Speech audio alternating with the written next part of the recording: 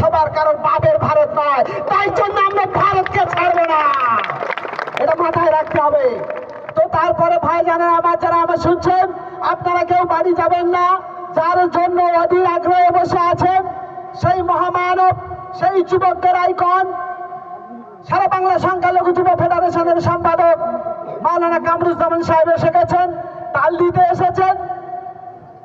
দিতে এসেছেন। আর আপনারা কেউ যাবেন না, দয়া করে নিজে নেমে আসেন। দাদা খুব মূল্যবান কথা বলবেন, আমরা শুনে যাবো আশা করি।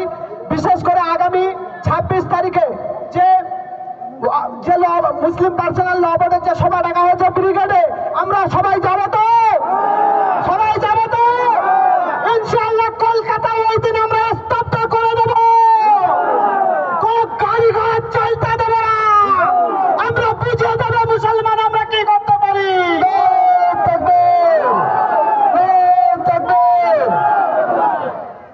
ঠিক আছে, এরপরেই